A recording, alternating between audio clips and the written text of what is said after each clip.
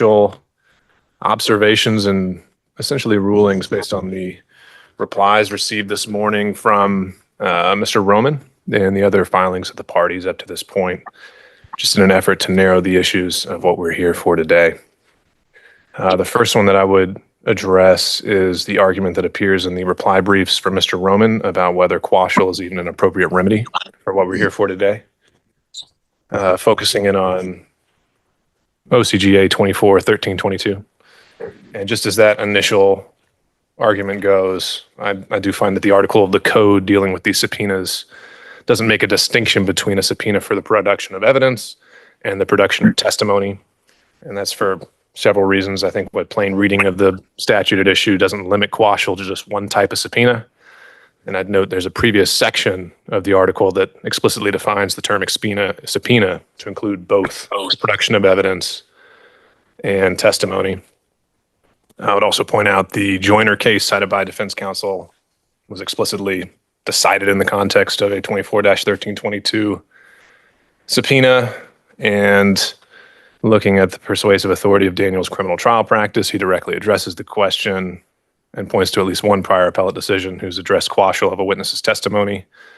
And that was a Clark case from the Supreme Court, 240 Georgia 289. And then just ultimately, I think that Rule 403 is going to be able to allow the court to bar testimony of a witness completely. And so I really think it might be a distinction without a difference.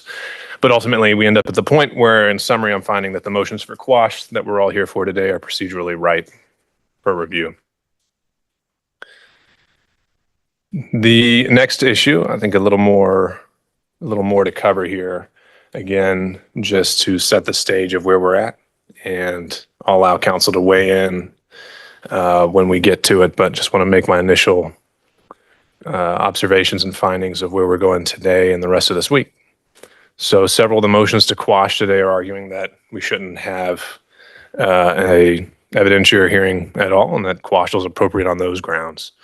So to that end, in studying the law that's been filed up to this point, I think it's clear that disqualification can occur if evidence is produced demonstrating an actual conflict or the appearance of one. And the filings submitted on this issue so far have presented a conflict in the evidence that can't be resolved as a matter of law. Specifically looking at Defendant Roman's motion, it alleges a personal relationship that resulted in a financial benefit to the district attorney, and that is no longer a matter of complete speculation. The state has admitted a relationship existed, and so what remains to be proven is the existence and extent of any financial benefit, again, if there even was one. So, because I think it's possible that the facts alleged by the defendant could result in disqualification, I think an evidentiary hearing must occur to establish the record on those core allegations. So just to emphasize, I think the issues at point here are whether a relationship existed, whether that relationship was romantic or non-romantic in nature, when it formed, and whether it continues. And that's only relevant because it's in combination with the question of the existence and extent of any personal benefit conveyed as a result of the relationship. With that being said, I don't think that means that everything that has been raised in the defendant's motions, and Mr. Roman's or in the ones adopted by co-counsel, demand an evidentiary hearing. The testimony that would be produced at this hearing is not a deposition. It is still subject to the rules of evidence.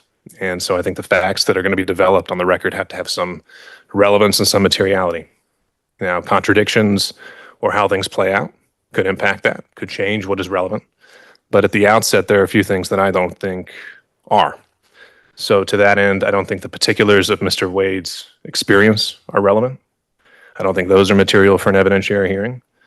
His alleged lack of experience handling RICO cases or any inferences regarding the intent from that can be addressed at argument. But in my mind, as long as a lawyer has a heartbeat and a bar card, that lawyer's appointment standing alone is a matter within the district attorney's discretion.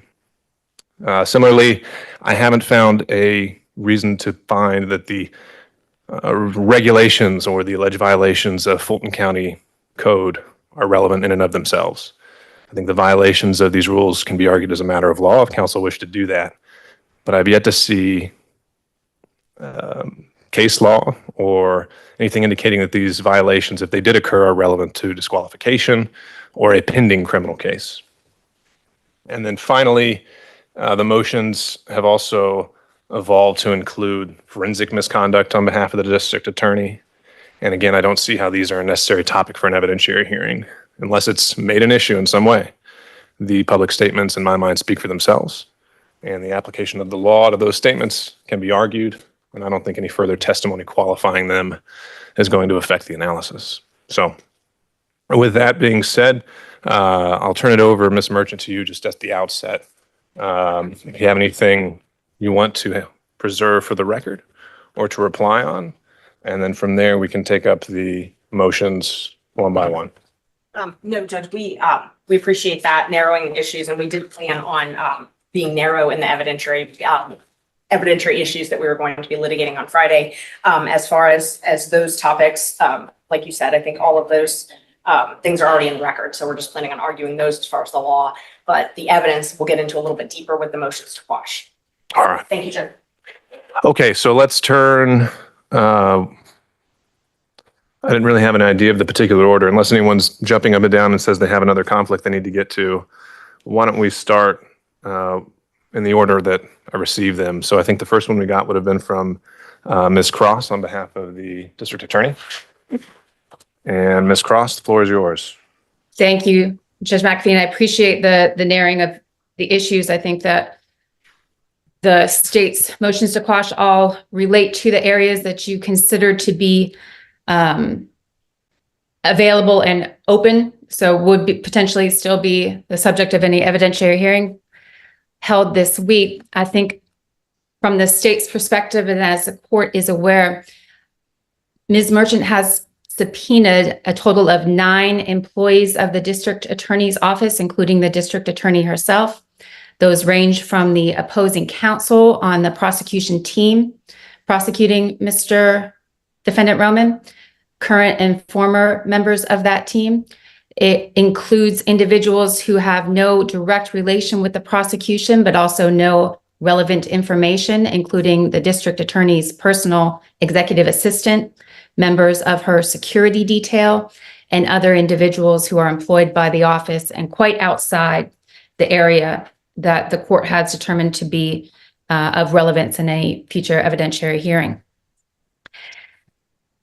The state's position is, and I think the evidence is clear, that these witnesses who Ms. Merchant or no opposing counsel has ever spoken to cannot be in good faith represented to the court as having information that would be relevant to any of the individual issues that the court has identified to being of interest.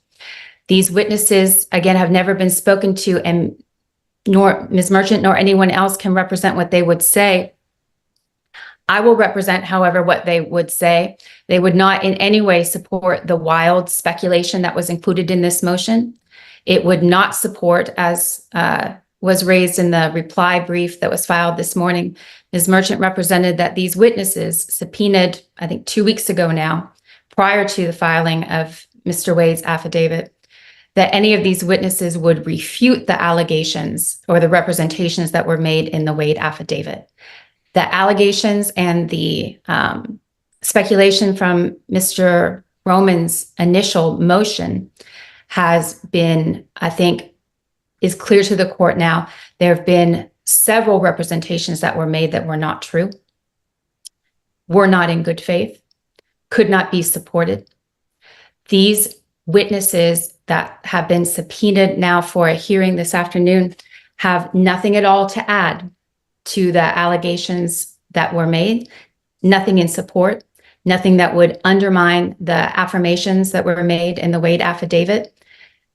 The affirmations and the facts sworn by an officer of the court that were made are categorically true. They're 100% true. And there's no witness, certainly none of the 9 that were subpoenaed, that are representative of the district attorney's office that will say otherwise. We've pointed out to the court all of the law that disfavors a defendant or any litigant subpoenaing opposing counsel or members of the opposing counsel's litigation team. A criminal defendant does not have the right to make claims without admissible evidence and then subpoena the other side in an effort to conjure up some evidence to support them. That's not serious. That's an abuse of the subpoena power. It's the defendant's burden, now that the motion to quash has been filed, to establish the relevancy. And the state believes that there's just no way to make that claim in good faith, given the record that's before the court now.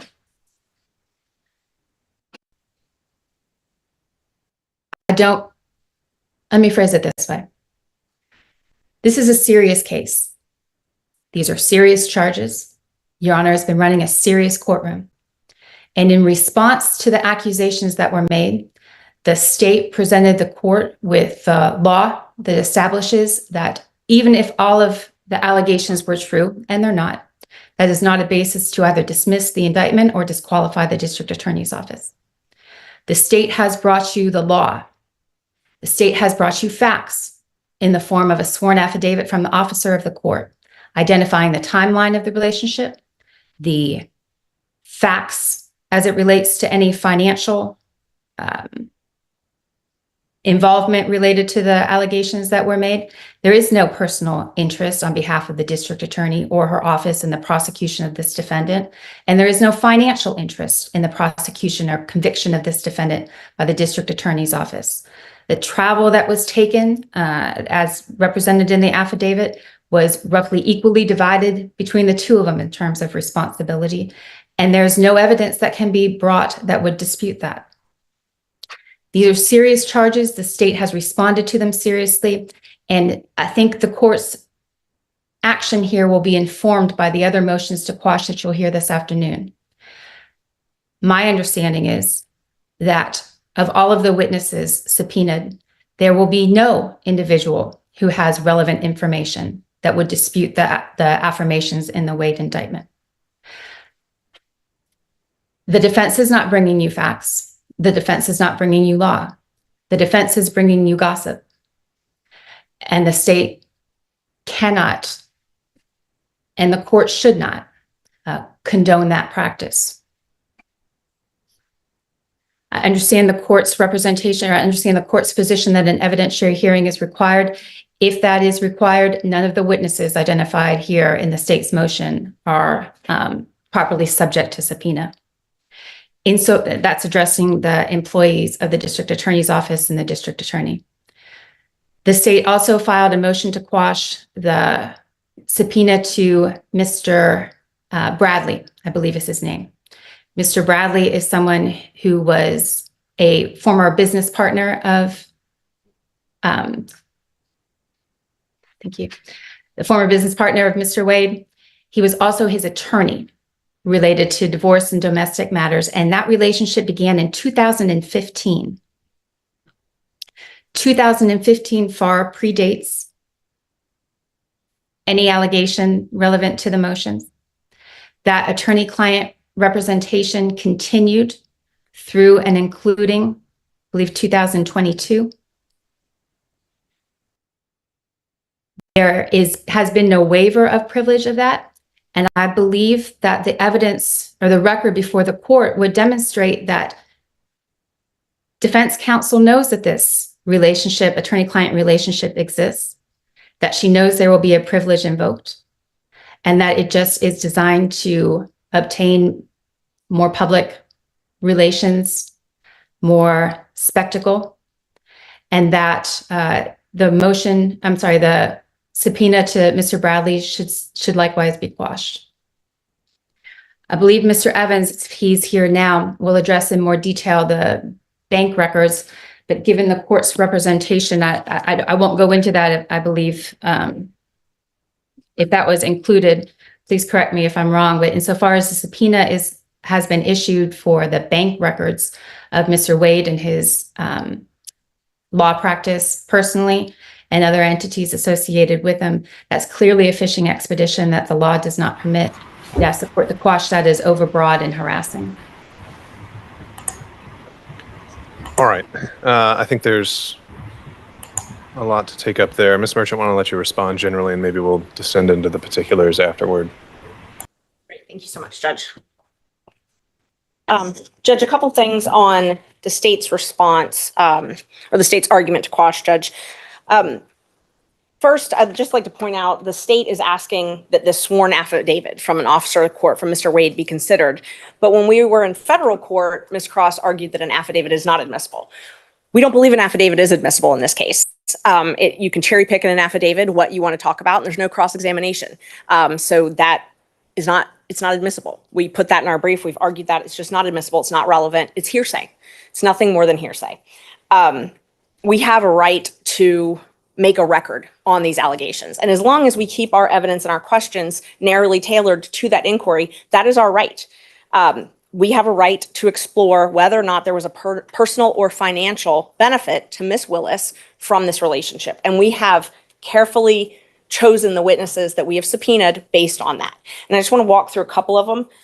But before I do, before I move on the affidavit issue, Mr. Wade has filed other affidavits in his divorce case, which contradict this affidavit. His interrogatories, which were sworn and verified and filed in that case, said that he did not have a personal relationship, that there had been none. So we've got two declarations in two different courts, both sworn, both filed with the court, that say something completely different. His May, let's see, it was his May 2023 affidavit, where he was asked if he had, and this was in 2023, Judge. So the state's response last week said they had a relationship that began in 2022. In May of 2023, he filed in the Cobb County Superior Court a pleading that said specifically if he had had any relations with a person other than his spouse during the course of the marriage, and the typical things that are asked in a divorce case, and he responded none. After we filed our motion in this case, he updated those and he pled privilege under the Fifth Amendment. So we've got a filing under oath by Mr. Wade in 2023 stating he didn't have a relationship. Then we've got a filing stating he did have one starting in 2022. And then once that came about, he fixes the incorrect affidavit that was filed back in 2023. So we definitely have a conflict, Judge, in the evidence as far as when this relationship started. Just from the hearsay affidavits, we've got a conflict, Judge. There's also some other things in the Wade affidavit that we have conflicts in. We've got the date. We've got whether or not they cohabitated, whether or not there were any funds that he was paid, that he used for travel with Miss Willis. We have quite a few documentations that we have attached to filings, and we have more that we intend to present at the hearing in this case to show that she did receive a lot of benefit, a lot of financial benefit in the forms of different trips, plane tickets, hotel rooms, Ubers, dinners, things like that. We have all of those from the financial records, which I'll go into in just a minute to stay on task. I'll go into those in just a minute. But that's as far as Wade, why we think that Wade definitely should be called as a witness in this case. How can Mr. Wade not have relevant information to this inquiry? That is the real question here. He probably has the most relevant information to this inquiry. Same as Miss Willis. She probably has the most relevant information to this inquiry. Mr. Bradley, the state has taken it upon themselves to file a motion to quash Mr. Bradley's subpoena. Mr. Bradley has not filed a motion to quash. The divorce in this case was not filed until November 2021. The only privilege that can be asserted is things that were said in furtherance of legal advice. So if Mr. Wade made statements or comments to Mr. Bradley in furtherance of legal advice, we're not going into any of that. We don't have any intention of getting into a privilege dispute, what was privileged and what was not. The relevant information that Mr. Bradley has to this inquiry is that this relationship started prior to Mr. Wade being appointed as a special prosecutor in this case. He has firsthand knowledge that this relationship predated that. He has knowledge, and not privileged knowledge, Judge. The divorce action hadn't even been filed at that point. He has personal knowledge, not privileged knowledge, that they had cohabitated, had stayed at the same place. And, I certainly don't intend on getting into an argument over what the term cohabitated means. They had stayed together. Mr. Wade had stayed at places that Fulton County was paying for Miss Willis to stay at.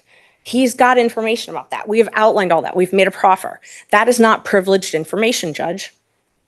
And unlike some of the, I guess, other witnesses that are here challenging their subpoenas, my inference from the supplemental reply is that this is something that you have corresponded or communicated with Mr. Bradley about directly. Yes, only non-privileged information. Yes, Judge. All right. And so let's put the district attorney and Mr. Wade in a separate category. I think you would still, now that the motion has been filed, need to make some kind of showing for the other 7 witnesses challenged by the state. And Judge, sometimes when we subpoena witnesses, if they would be fallback witnesses, for example, if Ms. Willis is not, if you don't force Ms. Willis to take the stand, then we would have to present witnesses to establish what Ms. Willis could be questioned about. And so some of those witnesses would be cumulative of what Ms. Willis testified, but they could be impeachment. It just depends. And so I'll go through all of those witnesses, Judge, as far as our belief that they have personal information. How I sort of categorized them was we had Willis, Sonia Allen, and Dexter Bond, and then Daisha Young. So Sonia Allen is the head of the anti-corruption unit. She's the one that started, essentially started these contracts for all of these anti-corruption contracts, which is where most of the outside counsel work in the DA's office is coming from. She has personal knowledge about the relationship between those parties, about the financial benefit, about the contracts. She's the one that is the head of the anti-corruption unit.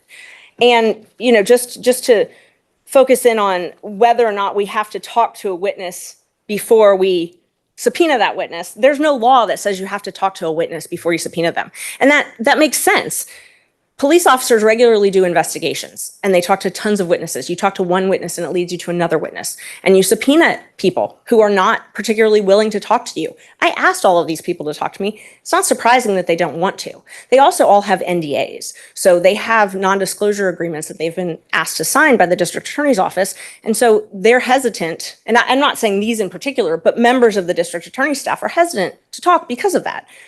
But a court order, such as a subpoena, would alleviate any of those concerns. So recognizing that, even if you don't have to talk to them, I think you would still have to have some kind of good faith belief of what it is they could possibly say that is relevant or that you could later impeach them on that then becomes substantive evidence, right? Right. So what is it? Let's just start with Ms. Allen. She Okay. starts the anti-corruption unit. She may have been there at the formation of these contracts, but is there anything as part of that you think plays into these issues? Just personal knowledge as to when the relationship started. These witnesses would all have personal knowledge as to when the relationship started. And when we say the relationship, are we referring to just the fact that they knew each other, or that they knew that it changed or evolved? That it was that the relationship predated Mr. Wade being hired as special counsel.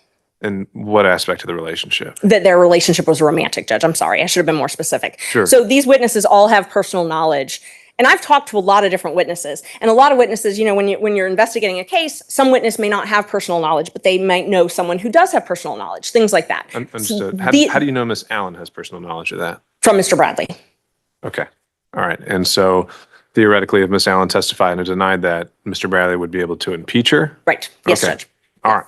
And the same with the other witnesses, Ms. Young and Mr. Bond. Yes. The same argument. Nothing else to supplement that or to add? No, not for those, Judge. There's a couple other witnesses that we included. One of them is so Robin Yurdy, who we'll get to in a minute, was Ms. Willis's executive assistant. I subpoenaed her current executive assistant, which is Tia Green. That's her personal assistant who keeps her calendars, does all of her scheduling. She can testify as to travel that they took together, spending, different information about spending, and then also the personal nature of the relationship. And then the other all of the other folks are. Well, we're moving on. So that was Allen and Young. You'd lumped Bond into that same initial category. So what about him? Yes, I did. I'm sorry, Judge. I lumped Bond, Young, and Allen into that same. Basically, I lumped the lawyers, Willis, Young, Allen, Bond, and Wade, all together as far as personal knowledge of when the relationship began.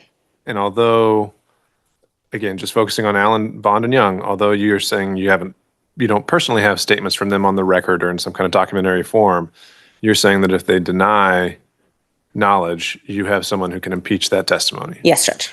All right. Okay, let's move on to the next category if you've got one. Tia Green, that's the executive assistant. And I'm sorry, I jumped ahead on that argument. Ms. Green replaced Robin Yurdy, who is the former executive assistant, essentially does calendaring, keeps calendars, things like that, and can attest to when travel was made. Some of the things, we've got travel documents that we have to admit in other areas, but this would put Ms. Willis with Mr. Wade on these trips. And again, we don't know what Miss Green would say, Right. so is it just the fact that she keeps the calendar that you assume she knows that she's going with Mr. Wade? Right. Well, that she knows that she keeps the calendar. She's her personal assistant. And so Miss Yurdy did that before, and Miss Green took over that job. But other than saying, it's possible Miss Green could just be saying, yes, she was out of the office this week, and that's all I know about it. It's possible she could say that, yes, Judge. And do you have any evidence to suggest she knows more than that? Not specifically, no. And she's unfortunately not been willing to talk to me. Understood. So that seems that like there's less there for you to work with. There's definitely less there for me to work with, yes. What else do you think I got to know about Miss Green then? With Miss Green, it's really, so Miss Yurdy was the one who had this type of relationship before, and Miss Green took over that role, that personal assistant role. And my investigations revealed how Miss Yurdy knew all of the travel arrangements, purchasing, things like that. And that's what led me to Miss Green. Okay. All right. So the other area, all of the other folks for the DA's office are people in security, essentially, investigations and security. They are people who have served as the personal detail for Miss This would Willis. be Hill, Green, and Ricks, right? Yes, Hill, Green, and Ricks. And those folks have served as Miss Willis's, she calls them the head of dignitary services. It's essentially the team that follows her around and takes her places. And they would be able to testify, from the witnesses I've talked to, they would be able to testify about she and Nathan going to the safe house together, living at the safe house together, staying there regularly, things like that. Cohabitating, essentially, which disputes what is in the affidavit. But I guess if you're referring to maybe a specific date or time frame, you don't know which of these three witnesses, if any of them, might personally know about that time frame or could.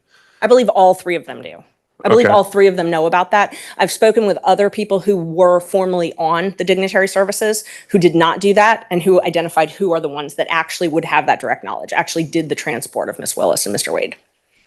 And so if either of these individuals came and denied having any knowledge whatsoever, you have someone who could impeach them having made a prior statement explicitly on that point? Yes, I do.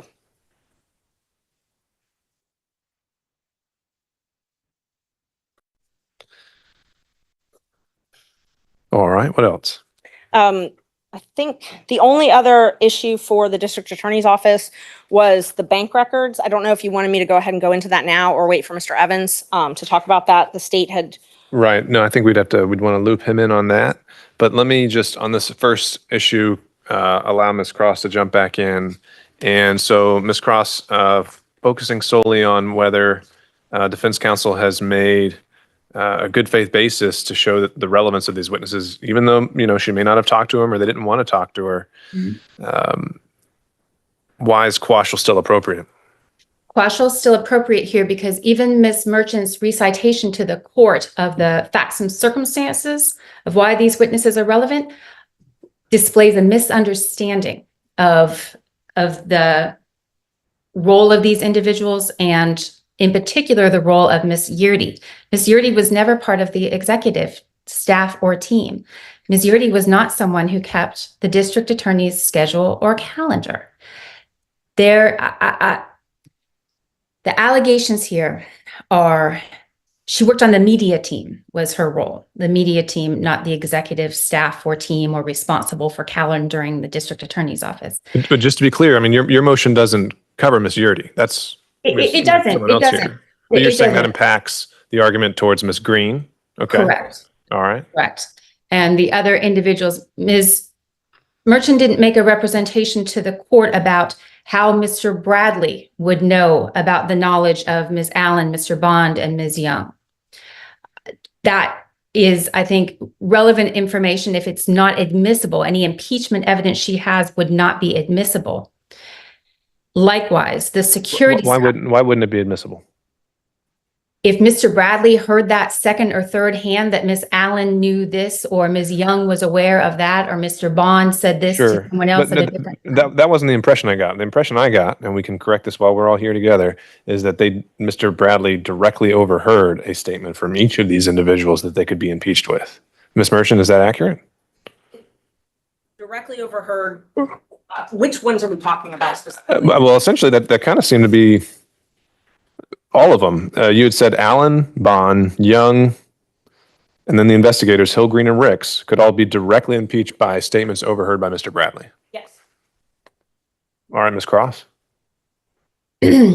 I will be shocked if Ms. Merchant is able to support that statement. Shocked. I don't believe that's true. I don't believe, even if it was true, and it's not, and can I just say, when we're talking about the timeline and what might be relevant in an evidentiary hearing, there is, I guess we could spend a lot of time talking about dates and timelines and who is responsible, but for the record, and should there be an evidentiary hearing, I understand the court's ruling, there's an evidentiary hearing, what the state will establish with unequivocally is that there was no cohabitation. District Attorney Willis and Nathan Wade never lived together, that the representations that have been made to date are just demonstratively untrue. For example, the allegation is that they lived together in District Attorney Willis's home prior to District Attorney Willis's father living with her, and that the father, when the father moved in, then Mr. Wade moved out. Of course, that is untrue, and the state would be able to establish that Mr. Floyd, District Attorney's father, moved in, even changed his Georgia driver's license prior to the time that the District Attorney and Mr. Wade ever met.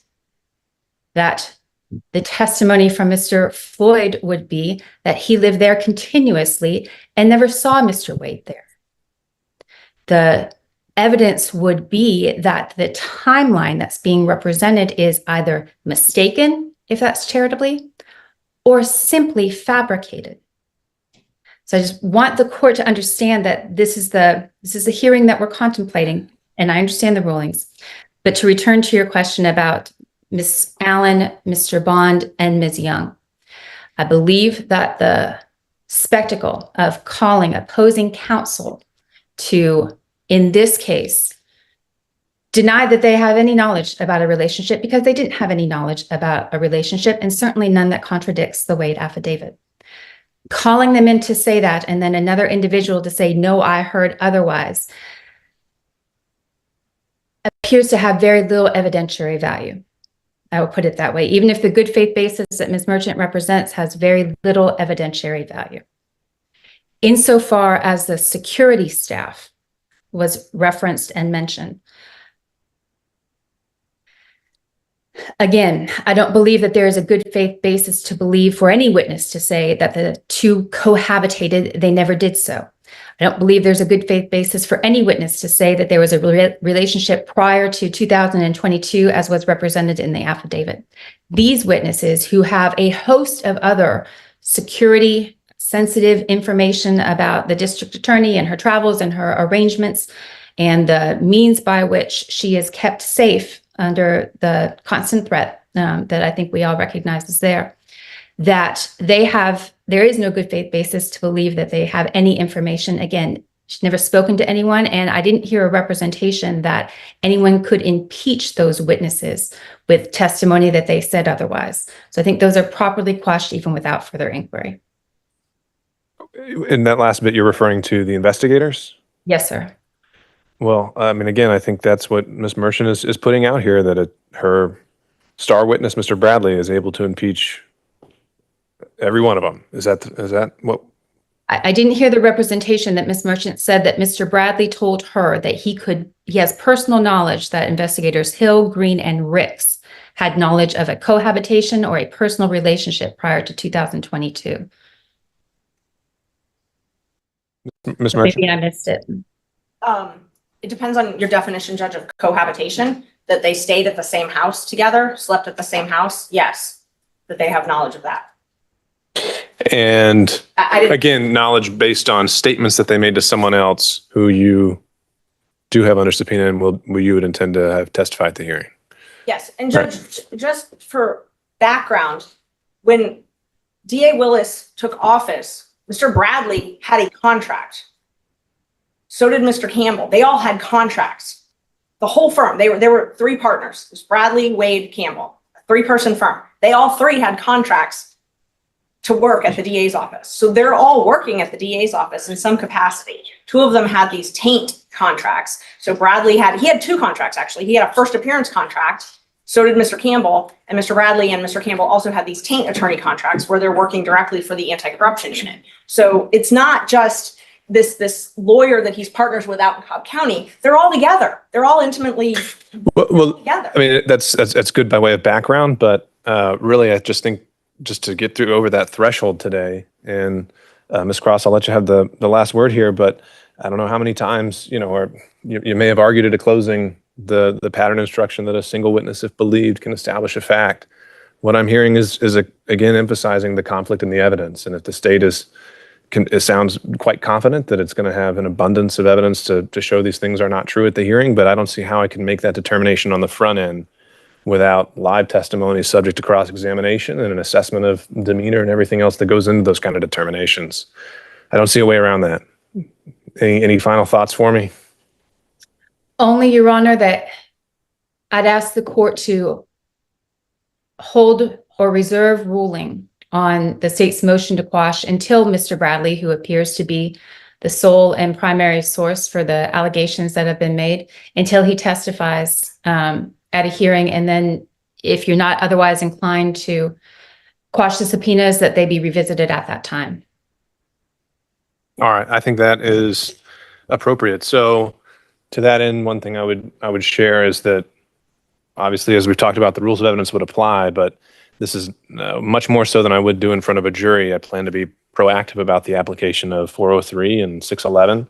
And so if there's anything that's cumulative, if there's anything that is referring to, as in the words of the rule, harassment or undue embarrassment, I'm not going to feel inhibited from stepping in, even without an objection from counsel, to move this along and keep it focused on the issues at hand. So to that end, I do think that, again, under the court's authority to control the order and manner of presentation of the evidence, it would be important that from the outset, we're not talking about calling Ms. Willis as the first witness, and we need to get over a few procedural hurdles before we can get there. So I agree with Ms. Cross on that point. So, however, when it comes to the issue at hand, I think Ms. Merchant has established a good faith basis for relevance, and I don't see how quashal can be imposed here. I think it's a closer call with Ms. Green. That may yet result in quashal, but at this point, with each one of these witnesses, I would defer the ruling until we get further into the hearing itself. All right. Anything else, Ms. Cross? I know you had also talked about the bank records, and as it relates to privilege issues with Mr. Bradley, I think those just need to be handled as the questions are put to him. And if it needs to go into an in-camera session, we can do that. But it sounds like Ms. Merchant is aware of that issue. We would need to establish when and how and the scope of his representation of Mr. Wade, and we could proceed very carefully to make sure that issues of privilege are not gone into. Thank you, Your Honor. We, of course, Mr. Evans will speak to the bank records, insofar as there is a privilege. Again, Mr. Wade does not waive any portion of it, and if that could be a conversation that takes place in chambers as opposed to in open court, I think that would be beneficial for everyone. All right. Let me turn then to Mr. Evans. I think it did join us by Zoom now. And Can you hear me, Your Honor? I can, there's a bit of an echo. Give us a few more. Is that better? That's much better. All right. So having reviewed your motion to quash and the reply, and with the benefit of what you've just heard before, my remaining concern deals with scope and overbreadth. I think the subpoena is pretty broad there. So maybe we could start with that, Mr. Evans. Anything else you'd like to add? Yes, thank you, Your Honor. The scope is not just overly broad, it's limitless. It requests any and all documents in Synovus Bank's possession related to Nathan J. Wade, Nathan J. Wade PC, Nathan J. Wade PC, and or Wade, Bradley, and Campbell law firm. So there's no dates given, no scope is provided, no reason requesting these documents is mentioned, and no connection to the criminal charges against Roman is cited. So you mentioned a reply. I have not seen any reply filed. I didn't file one on his. Okay. I suppose it didn't relate to your specific motion to quash. Let me just start right there. There's no date range whatsoever in this, Ms. Merchant. Why is that not quashable just on itself? Judge, and if there's no date range, then we were supposed to have certain records. So I've already received most of the bank records. I need a business record certificate, which is what I sent with the subpoena, because I cannot admit those records at a hearing without that business record certificate. The records I have end in November, I believe. They're voluminous. And I wanted to be able to do a summary under 1006 for the court, because I agree, I don't want to go into tons of bank records. I don't think, 98% of them aren't relevant, but 2% are. And so in order to get them into evidence, I've got to have a business record certificate. I had to subpoena the banks to get that business record certificate. I've got the documents I've got a business record certificate that was filed in the divorce case, but I don't have one for this case. So, and the one that was filed in the divorce, or the one that was received in the divorce case, I believe ended in November, those records. So that's why we need these. So the only thing you're after still, you're saying is for Synovus Bank to have signed a certification. Yes, Judge. All right. So just a kind of a sub issue here. What authority do you have that someone can be subpoenaed and forced to authenticate a document? They can't be forced to authenticate the documents so that they authenticated in the Cobb County case. And it's Or even the ones they produced. Well, they haven't produced any in response to this, right? No, they have not. You're saying you've got what you need already from the Cobb County case. Right. And you need a further record certification for what exactly? So I have the records that were submitted under the business record certificate in the Cobb County case. That's a civil case, so it's a little bit different rules, but not major different rules because of business records. So I've got that business record certificate. They certified those records. I've got that. But I wanted one for this case, a business record certificate for this case. So that You just want a different case number on the business record certification. Well, it's the same records. I mean, I did not anticipate this would be a big deal. Why do they need a different case number? Why wouldn't a business record certification for another case apply in this one? I was just being overly cautious to try and get it because I anticipated an objection to that because they were certified in that case. If there's no issue with that, then I've got the business record certificate. Well, I won't rule on it proactively unless I see whether there's an objection from the other side and what argument they have on it, and that would be up to the state. But to the original point, even if you've subpoenaed someone for a business record certification, is that an appropriate use of a subpoena? I would bring them here to get the records, because if I don't have the business record certificate, then they have to take the stand and I get them in Sure. that way. So that's why I subpoenaed them. So the bank itself is a person has acknowledged subpoena from the bank. Yes. I talked with the bank. The bank actually has a lawyer, and they don't want to come to court. They want to submit a business record certificate. All right. And I don't have any problem with that. Like I told them, I just need that in advance of the hearing so I can put the state on notice of it. All right, Mr. Evans, having seen that the scope of your motion to quash is very much a more narrow focus than perhaps we thought, any reaction? Well, Synovus refused to produce the records pending the motion to quash. So I don't know about all the, I mean, they haven't agreed to produce anything, but what is the purpose of trying to get the personal and law firm bank records? What is the goal here? Like Sure. that's part of what's overly broad about this is not just that there's no dates, not just that there's no scope, but there's no connection to the underlying crimes charged against Roman, neither alleged nor could there be. Like, what is what are we hoping to even discover here? Number one, how would that be relevant? Number two, and just what is the general purpose of all this? I mean, keep in mind this subpoena went to Synovus. It never went to my client. Ms. Merchant hid it from my client. We only knew about this because Synovus properly and timely alerted us of the subpoena. So all of this was meant to be kept outside of our knowledge. So it's done in secret. It's done in a way that has no limit whatsoever on it, and it's done with no reason mentioned.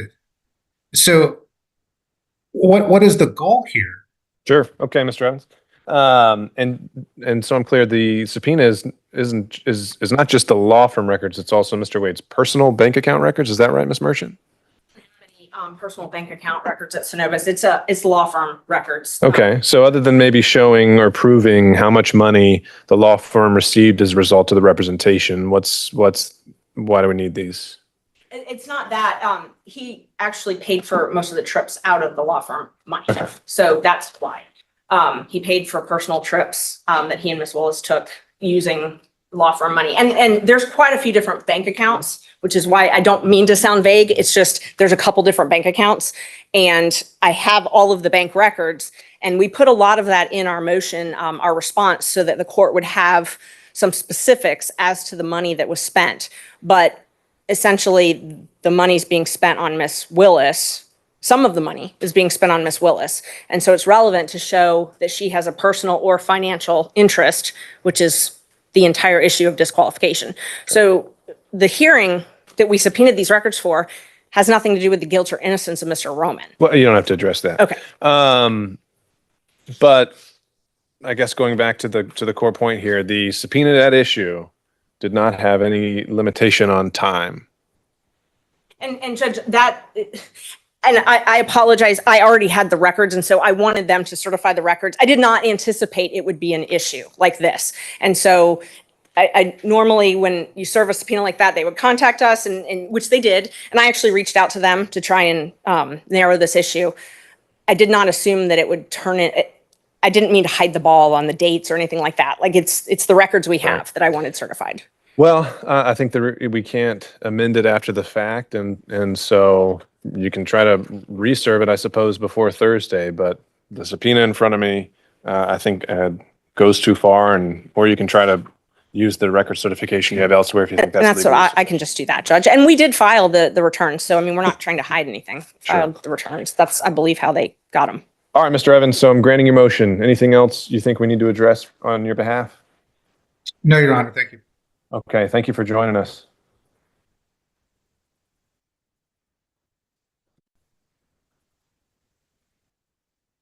Let me turn over to Mr. Banks, if you're still with us.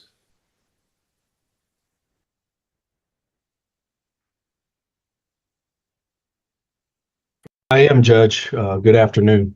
All right, good afternoon, sir. Any particular order you want to go in? I can address mine first, Judge. I mean, I'm sure the court has read the pleading. Ms. Merchant actually filed a response. I mean, in my pleading, as it concerns my motion to quash, of course, I represented that I have no personal or direct knowledge concerning the issues that are germane to this court or that are pending before this court. I mean, taking a glance at what the court has already discussed with Ms. Cross in the state's motion, I would submit that, I mean, if she's saying that I have relevant information and that at some point she has a witness to reflect that I have direct or indirect knowledge concerning the issues that are germane to this court, then, you know, I guess we would just have to wait and see. I would submit to this court, however, that I don't. And I mean, it is a fishing expedition as it concerns me. I mean, I guess arguably, if she wanted to question me about whether I was considered to be the special prosecutor, that certainly would be relevant. But based upon my lack of knowledge concerning any romantic relationship prior to her motions and the issues brought out before this court, I have no direct or indirect knowledge. And so I do think it's a fishing expedition. And of course, if she wants to respond and suggest that she has a witness that will contradict that evidence, then so be it. We can just deal with it at that time.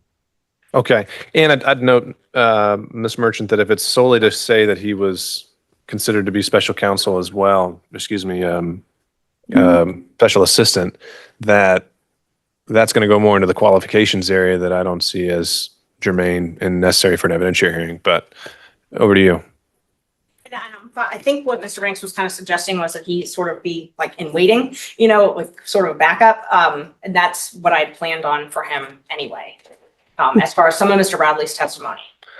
Sure. But I'd also like, he has other clients and other obligations. And if there's really nothing of relevance, then I think we need to at least have some kind of, as we did with the other witnesses, an initial upfront showing of that. So as we walked through just at a surface level with the district attorney employees, what is it that Mr. Banks you think is going to testify to that that you're going to be either able to, he's going to go along with you, or that you're going to be able to impeach? It depends on how they impeach Mr. Bradley. So he would be, there's some areas that they may question Mr. Bradley about, and Mr. Bradley has received phone calls from some people over the last several months trying to promote him not to testify. And so I don't know what the state plans on going into.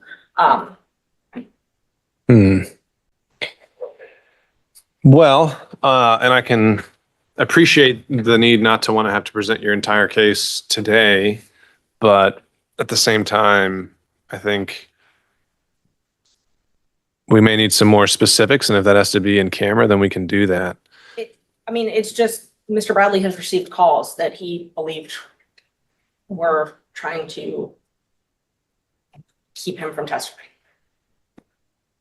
All right, and those calls would be relevant and admissible how? It depends on if he is cross-examined about it, but it's also his fear in testifying. I mean, that's something that the state regularly asks witnesses if they want to be there to testify. You know, if they to the veracity for the court. You know, he doesn't want to be part of this. He doesn't want to come and take the stand. And so I think when he goes into that, it'll be relevant to the court.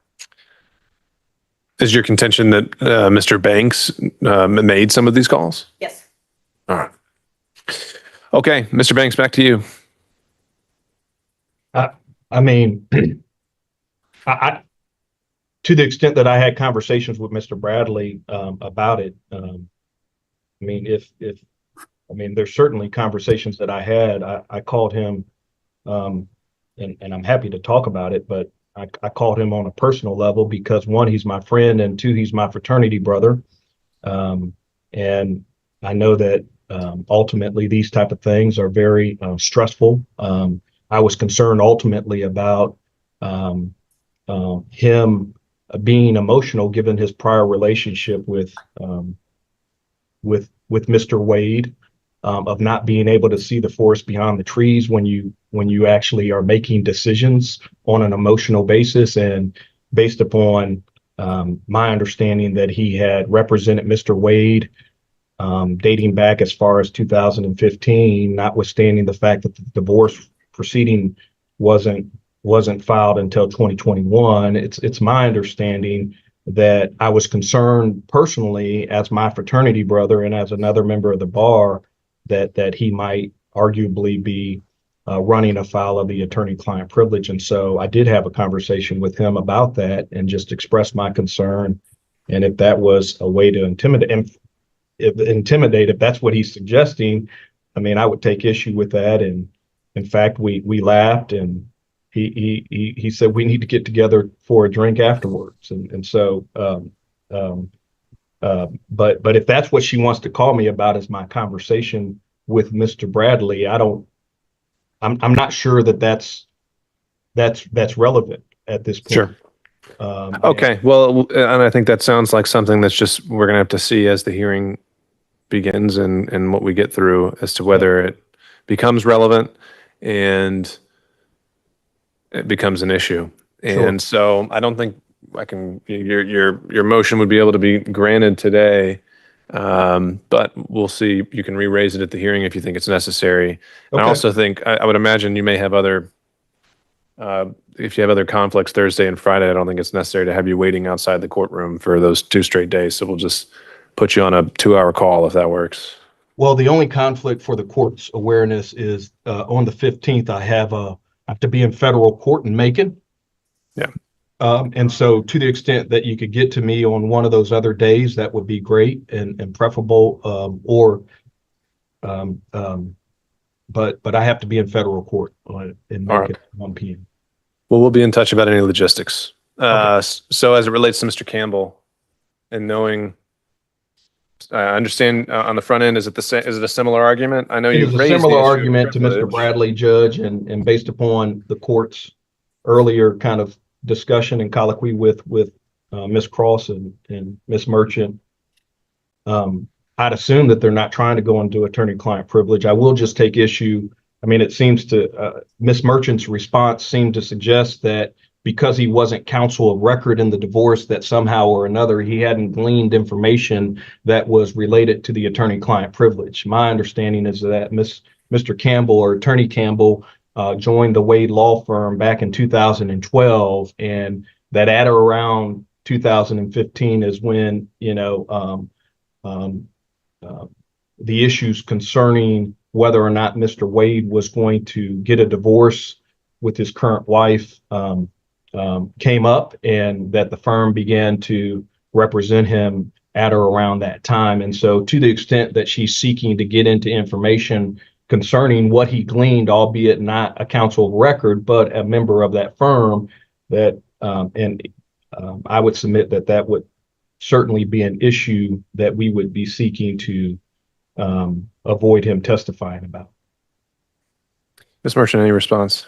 Judge, I want to make sure that I'm clear. There was also some allegations in Mr. Banks' petition that they were business associates. And so that I don't know if they were arguing there was some type of privilege. I can't find anything to indicate that they're business associates. And I couldn't find anything to indicate that Mr. Campbell ever represented Mr. Wade. Isn't the firm Wade and Campbell? Yeah, but they're not. But if you go to the bar website, it's not. And if you go to the Secretary of State, it's not. And to further complicate matters, Mr. Campbell has a taint room conflict contract right now and has had it for the entire time Ms. Willis has been there. He is doing taint review under Garrity for Mr. Wade's anti-corruption unit. So I don't think they are partners, because I think that would be problematic for them to be doing taint review of privileged material that is being reviewed by. Well, I think with those red flags, I think that's also worth noting that we've got 2 witnesses here, Mr. Bradley and Mr. Campbell, where privilege issues are being waived. And I think to the extent possible, we could burn hours getting into these issues. So I think we're going to have to be ready to address those efficiently in determining the scope and manner of the representations, or save them towards later in the presentation of the evidence. So, Mr. Banks, any initial, just on that last point about, is there any privileges as it relates to something related to their business association, or is the sole focus that may come up if he's called to testify relating to the attorney-client privilege? I used the word business partner because he is, they are partners at this point in time. Whether they were partners way back when, when they joined the firm when he joined the firm in 2012. I don't think that was the case. Having said that, to the extent that he gleaned confidential information through the attorney-client privilege while being a member of that firm, I mean, it would be much like a paralegal wouldn't be able to, I mean, divulge privileged information while working ultimately with that firm. Now, that's as it concerns any information that he gleaned concerning the relationship between Mr. Wade and Miss Willis during the pendency of the divorce proceeding. And prior to the pendency of the divorce proceeding, frankly, I don't think that the attorney-client privilege starts when someone files an entry of appearance or files a complaint, for that matter. I think Sure. Attorney-client relationship. All things we'll have to get through. Yeah. All right, but for today, I think there's at least that basic threshold showing of relevance where he may end up having to be called at this hearing. So I'll defer ruling as the record develops. You can re-raise it. Okay. All right. Thank you, Mr. Banks. If there's All right. any... Thank you, Judge. All right. Take care. All right. I think we still have Mr. Partridge and Miss Monroe. So let me turn to motion to quash filed on behalf of Miss Yurdy. Hi, good afternoon, Judge. Durante Partridge on behalf of Ms. Yurdy. Yes, sir. So it probably makes more sense to start with Miss Merchant on this. Yes, Judge. Yes, Judge, that's fine. Judge, Miss Yurdy owns the property that Miss Willis was staying at. She has an immense amount of knowledge that's relevant to this case about their relationship prior to Mr. Wade being appointed. In this case, they've been best friends since college for 30-something years, and has knowledge of the relationship. The relationship prior has knowledge of them staying in the apartment. She owns the apartment. So. All right. All right, Mr. Partridge, in light of this conflict in the evidence over the relationship, what do you think the grounds would still be for quashal at this stage? Yes, Judge. Thank you so much. First and foremost, just to clear discrepancy with what Ms. Merchant just said, my client does not own the property whatsoever. She was leasing the property at the time and subsequently moved out of the property to move into another property that she was renting as well. And Ms. Willis continued to reside at the property. So my client did not know anything that was going on at the property when she moved out. So just to clear that first and foremost, Shauna. I'm sorry, Judge, rental. It was a rental. I said owns and I meant leased. So had authority over the unit. Sorry. Yeah. All right, Mr. Partridge. Thank you, Judge. Furthermore, Yana, with regard to this situation, we called it a fishing expedition as well, merely because Ms. Yurdy does not have any information as it relates to that of a romantic relationship or any relationship or what took place at the property after she moved out. I've communicated that information to that of Ms. Merchant from that of Ms. Yurdy, so she just has absolutely zero else to add to. Okay. Ms. Merchant, do you have anything that would impeach that testimony if that's what she testifies to at the hearing? Yes. I think she has personal knowledge of their relationship. And how would you impeach that? I can impeach that with Mr. Bradley, but I believe that Mr. Yurdy will testify truthfully, and I believe that she will tell this court that she has knowledge of their relationship and has knowledge that Mr. Wade was staying at the apartment that Ms. Willis was staying at. Okay, Mr. Partridge, back to you. Yes, Judge, I would disagree as it relates to the representation that Ms. Merchant made. If there's any information or testimony that Mr. Bradley has, we'd also ask the court to reserve ruling as to Ms. Yurdy's involvement with regard to this particular situation to see what information comes from Mr. Bradley. Otherwise, Your Honor, this would be a fishing expedition because there's no information that Ms. Merchant has stated to the court that would suggest that my client has actual knowledge of a personal or a romantic relationship or Mr. Wade staying at that particular residence with Ms. Willis. All right. Well, just a matter of logistics here. Are you suggesting that Mr. Bradley should be allowed to go into statements he's heard from your client before she's called? Because generally you impeach someone after they've said something that they can be impeached with, right? Yes, Judge, and I understand that, Your Honor. My concern, however, is that there's nothing that we've been presented with. There's nothing in the subpoena to Ms. Yurdy that says or indicates that she has, any information beyond that of what Mr. Bradley has said to that of Ms. Merchant, which is essentially all that we have, all that I've been put on notice about is that Mr. Bradley, as the person, or rather before today, it was there's another witness, a lawyer that has something to say as it relates to that. Sure. So if Mr. Bradley were to testify as, say, the first called witness, that he had a conversation with your client without going into what it was or what the substance was, and that generally that conversation contained information about the nature and extent of the relationship, is that thing going to open your client up to being called?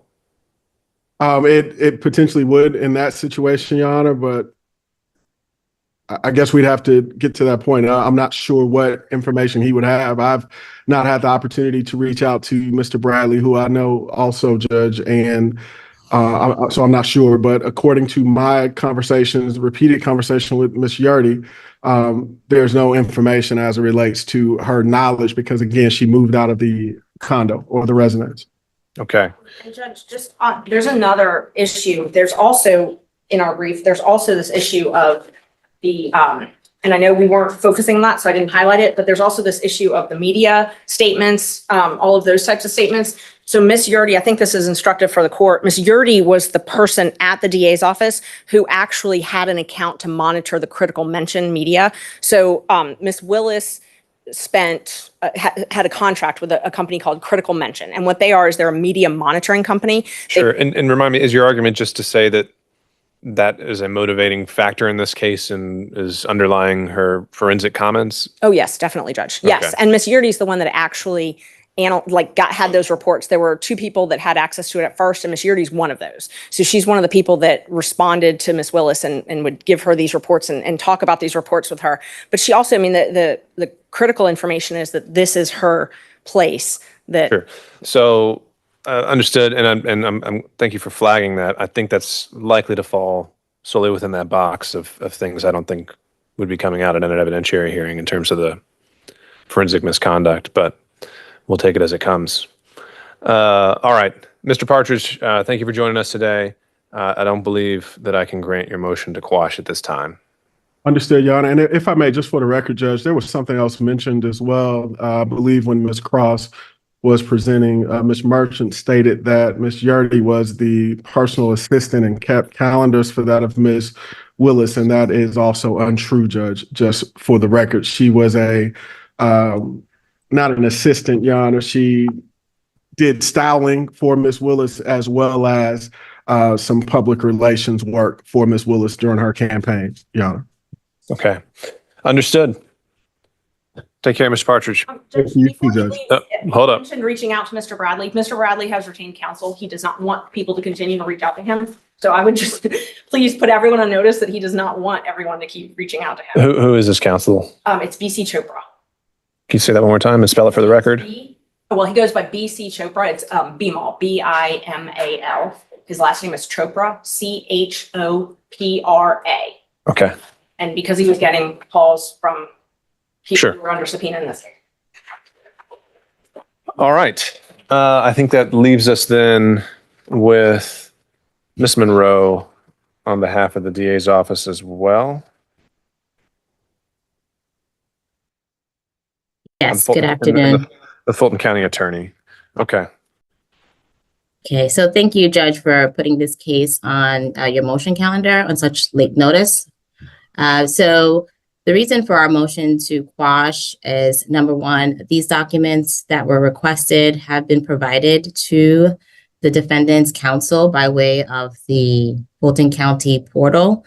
We All have right. evidence. Let's go into specifics. I'm looking at a copy of Exhibit A of the subpoena. It's got 7 bullets. Which of those are you contending have already been provided? So it is I don't know this specifically, but it's our understanding that about a majority of the responses have been provided and viewed by defendant's counsel. And it's not provided directly through the portal. It has been attached to the various motions as supporting documentation in this case, and also readily available by public information. Well, which ones haven't been though? Because that could still be relevant for the subpoena. It's our understanding that I don't have that direct information, but in light of the responses that have not been provided, there is no relevance for the information. We have a criminal case. The things that they're asking for there's no connection. There is no relevance, and the defendant admits that there's no reason in which these documents there was no reason provided as to why these documents were requested. And in order for a subpoena to be issued in this fashion, there needs to be a material reason for the subpoena. And in this case, we do not have one. Okay, Ms. Merchant, what haven't you gotten that was on Exhibit A, and why is it relevant? So I have not gotten all of the invoices from Mr. Wade. I started asking for those back in September through the open records, and I got some of them piecemeal. I got a couple others that the state attached to their motion. So the open records officer said I had gotten everything, and then the state attached a couple more. So now I have even more, but there's still a couple that are outstanding. So there's several that are outstanding, and we put that in a very detailed pleading and letter to the Fulton County county attorney. We have not received a single invoice from Mr. Bradley. We do not have a current contract for Anna Cross or John Floyd. And the issue with that is that Ms. Willis made statements that she paid them the same amount of money. The contracts we have for Mr. Floyd, that is an incorrect statement.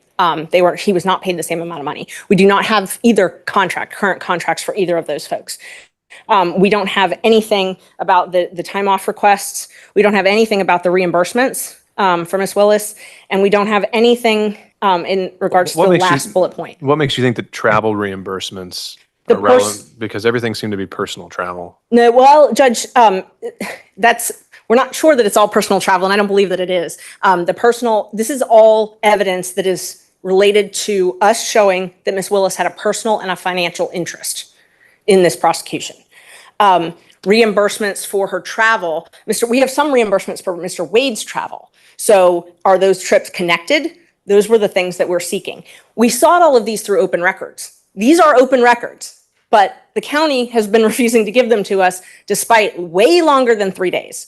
So before this hearing was set, we already were in litigation over the open records violation. These are things we're entitled to. We don't have to show that they're relevant in the open records context. Sure. But so then we get a hearing, and instead of waiting for the litigation and them to actually give us the documents to the open records, I have to get them in through a business certificate. So I can't submit an open records.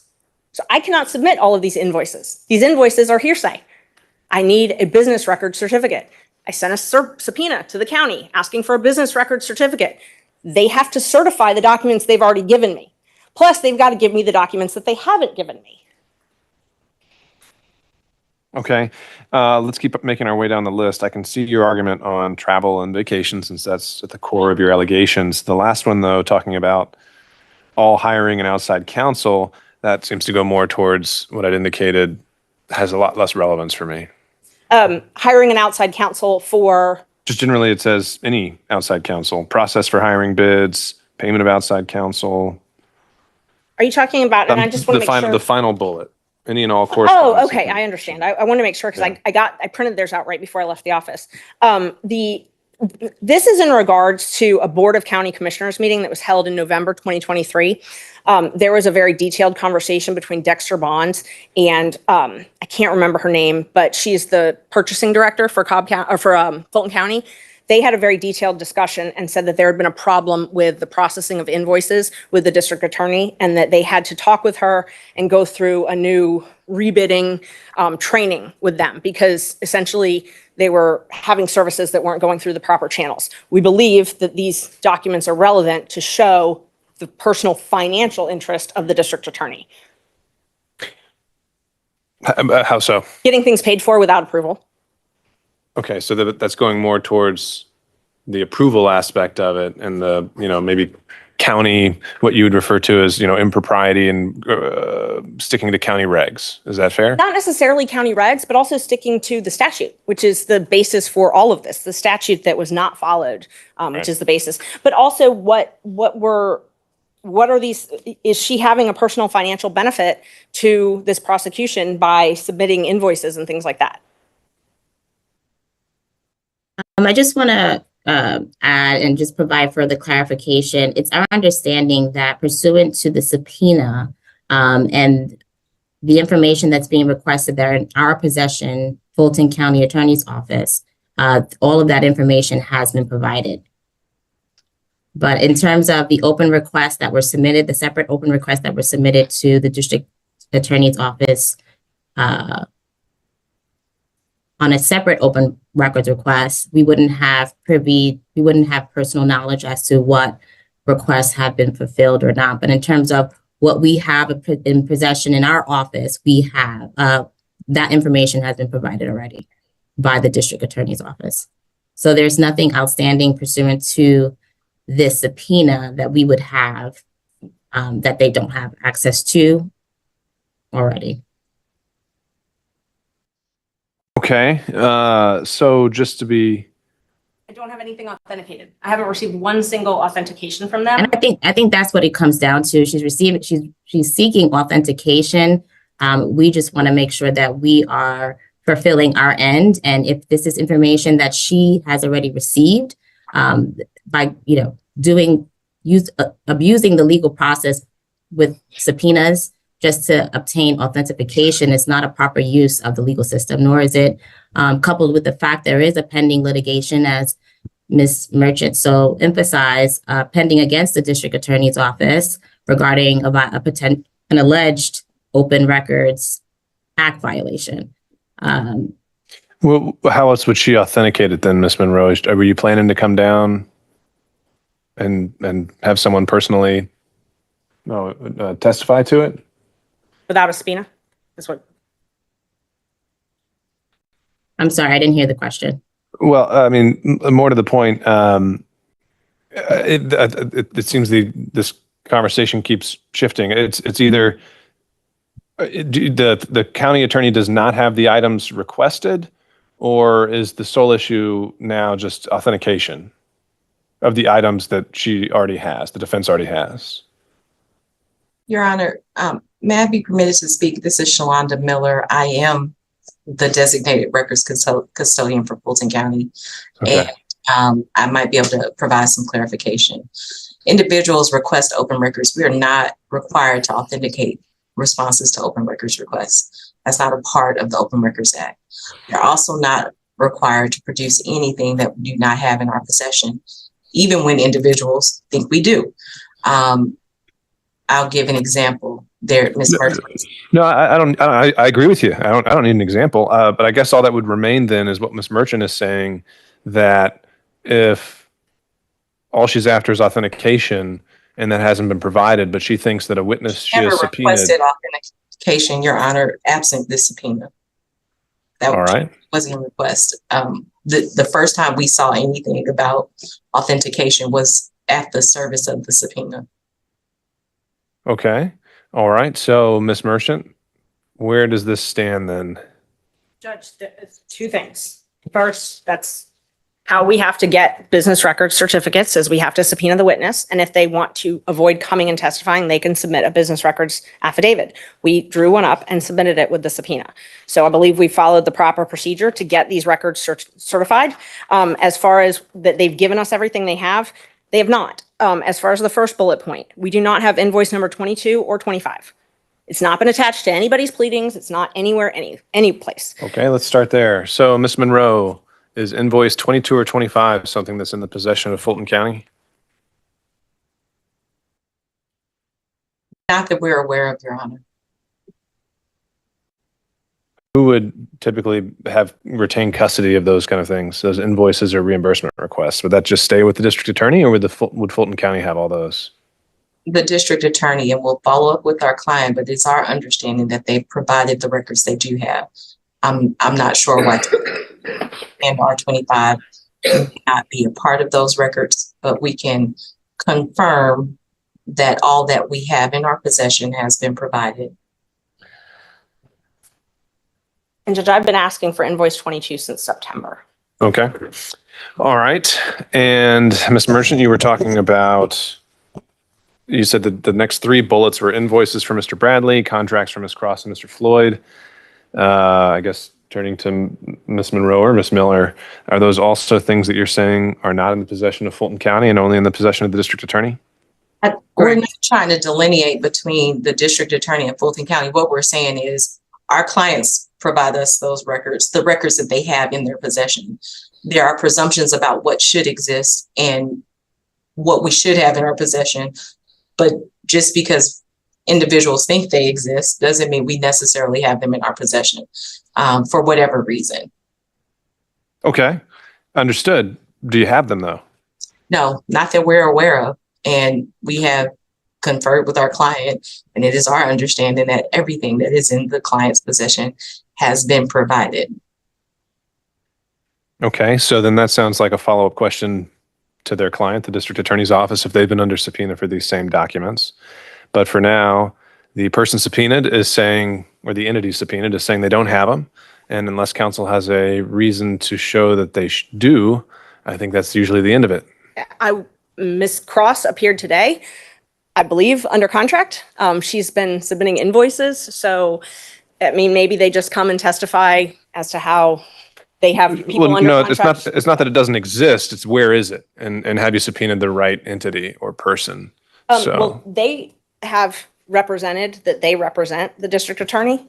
They even filed this motion to quash saying they represented the district attorney. So that's a very good point. So Ms. Miller, Ms. Monroe, regardless of whether they're down the hall or across the street, if you are the entity where legal process has to go in order to serve the district attorney's office for production, how does that get you out of complying with the subpoena?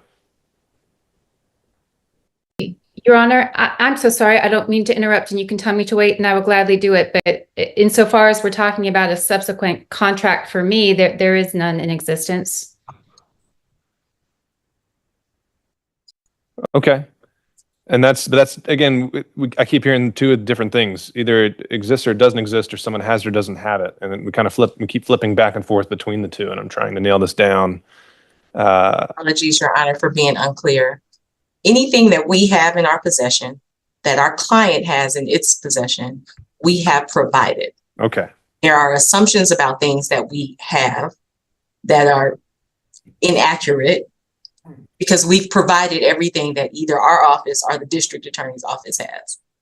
Okay. We're not trying to hide anything. That makes it clearer. So that you're saying that you would be, either you or collectively the DA's office would be responsible for providing these if you have them. And your understanding, just again, going back to the first bullet point, is that a invoice 22 or 25 has already been provided.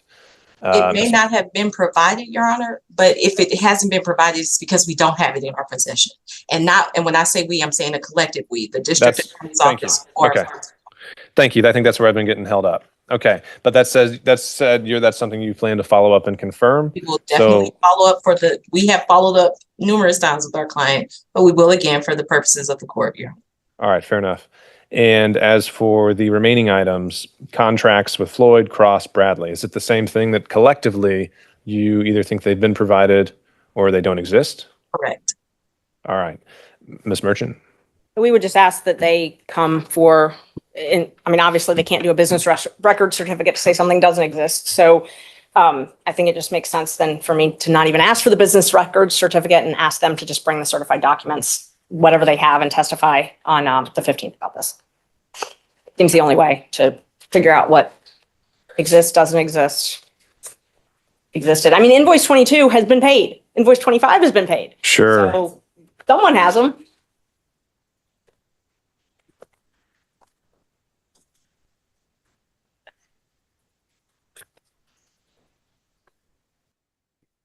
Okay. So I think ultimately it's if there is something that you are being compelled to provide that does not exist or that has already been provided and you can confirm that, then there's no obligation on your part to do anything further with the subpoena. However, it appears that in order to complete the evidentiary record, counsel needs at least some kind of testimony establishing the absence of a record or testimony authenticating records that have already been produced. And so if there's not going to be a certification to that effect, then there would need to be live testimony to that end. And so I don't think that an outright quashal is what happens with this motion or Fulton County. Understood, Your Honor. If there are other particulars that come up between now and Thursday, and you think you want more guidance or clarification, we can take it up.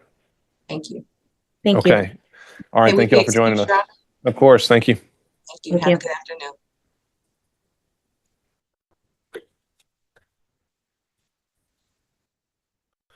All right. Are there any other? I think we got through them all. Anything else? Anyone else here who anticipated needing to address the court, Ms. Cross? Anything else? Just a minor logistical point, Your Honor. Yes, ma'am. At any evidentiary hearing on Thursday, we would ask the court's permission to have a witness who's out of state testify remotely. All right. Can you identify that witness? Yes, it's the district attorney's father. His name is Mr. Floyd. He's in California. All right, Ms. Merchant, is that something you're prepared to address at the moment? If I can speak with him ahead of time, then I'm very likely to agree and not object to that, and waive the notice that we're permitted. But I just asked that I be allowed to speak to him ahead of time. Okay, and Ms. Cross, is that solely for logistical reasons, or are there other, perhaps, medical concerns or other things that might compel remote testimony? There are medical conditions, as I'm aware, none that affect the witness's ability to appear. But I believe there are some medical issues involved in addition to the out-of-state travel. Okay, understood. I'll let you and Ms. Merchant take that up, and you Thank can you. let me know if that's something we still need to address before Thursday. As I mentioned, we've set aside all day Thursday. We've also set aside Friday, and we'll see if further time is required depending on where the hearing takes us. In terms of logistics, I know a number of defense counsel have adopted the motion and joined it. Many of them are with us today. Ms. Merchant, have you had any conversations with counsel as to how you would proceed? Are they all planning to have you as their flag bearer? Or are they all, when it comes to arguments, when it comes to direct or cross-examination? I haven't had that specific question. I think that I'm probably going to be leading it, but I'm not sure. They filed a little bit different motions. Some of them had some different allegations, so they may have their own issues. As far as that, I did have one housekeeping matter, though. Mr. Wade has not accepted service of our subpoena. The state raised that in their motion. Since he has a lawyer, I reached out to Mr. Evans, his lawyer, and asked him if he would accept it on his behalf. I didn't want my process server to have to follow him around. I hate having lawyers do that, but I just need some direction if he's going to accept the subpoena or if I need to have him staked out. So there's an alternative means of service, is there not? You can serve as counsel of record? Yes, I can serve it. Well, in civil, I can. They raised an objection in Ms. Cross's motion to the service that I'd sent by certified mail, and he keeps refusing that service. So the alternative would be for me to either serve his attorney with permission of his attorney, Mr. Evans, or I don't even know if it requires his permission. I don't have the statute handy at the moment. Maybe someone else can pull it up, but it's about 2 code sections following quashal. So 241325, if you can pull that for me.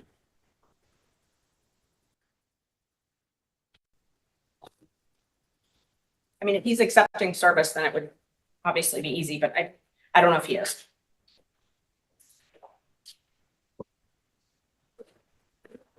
But what I'm curious about here is if it matters whether his attorney is accepting or if you just send it to a certified address, if that's sufficient.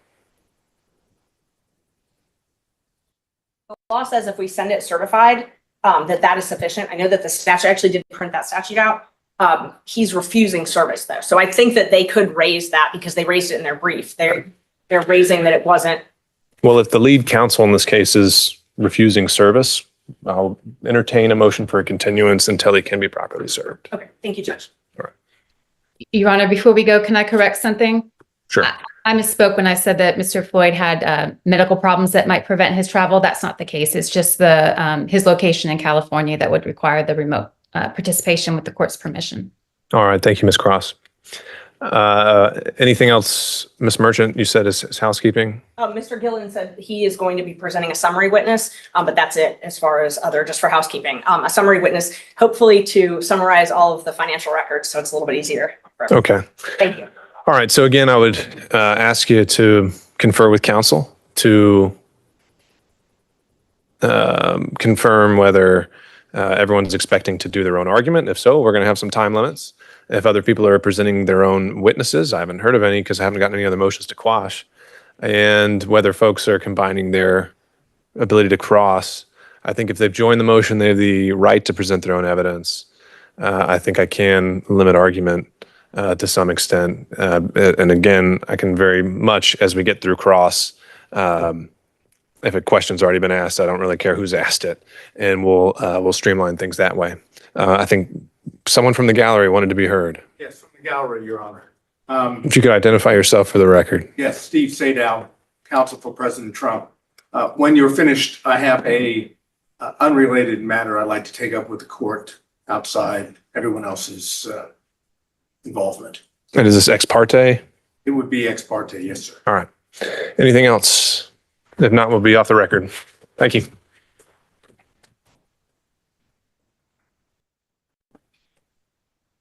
I'll have someone come get you.